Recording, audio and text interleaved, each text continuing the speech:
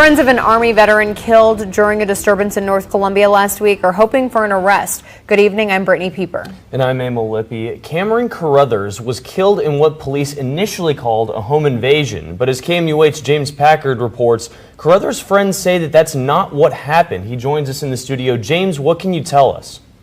Emil and Brittany, Carruthers' friends say returning from deployment in Iraq wasn't easy for him. He had plenty of problems, but nothing, they say, that would lead him to break into a home and pose a deadly threat. We actually became best friends on deployment because of a situation where we came off mission and we had a bunch of weapons to clean and whatnot. I ended up tasking it down to him. People got to go eat and everything else, so he came in the chow hall and he was screaming at me. Everybody has a story about Cameron Carruthers. Probably one of the goofiest kids I know.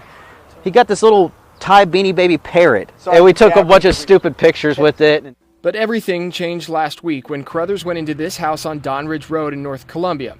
Originally, police said they responded to a home invasion. Friends say this man, Ricky Gurley, shot Carruthers in the stomach, something his lawyer backs up. I believe the use of force was justified. There had been ample communication and requests to leave the premises, and advising that he was regarded as a threat. And then nothing else had really come out, and a lot of the news medias were putting out that, he had in fact, broke into someone's house and was killed trying to rob somebody's house.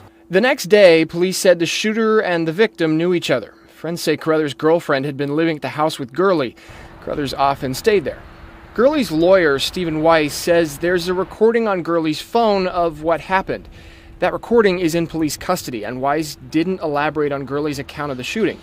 But Carruthers' girlfriend told friends what she saw. She said, he had his hands in there and said, "What are you going to do? You're going to shoot me, Rick?" And from what she said, Rick said that, he felt threatened from some reason with an unarmed man, and he shot him.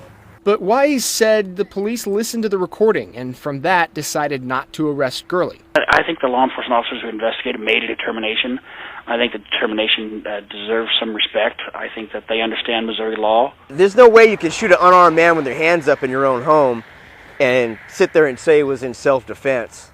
Gurley has a criminal record. In the late 90s, he served 4 months in North Carolina for felonious restraint.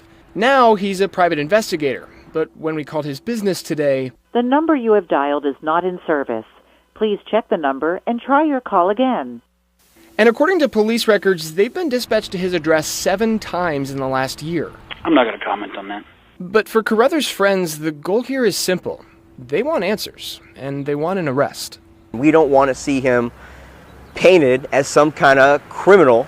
He's a paratrooper, he's a decorated combat veteran, and we don't want to see this. Now, I reached out to the Columbia Police Department several times today. Each time they told me that there are simply no updates on this case. And when I asked if there was a threat to the public, no one responded. In the studio, James Packard, KOMU 8 News.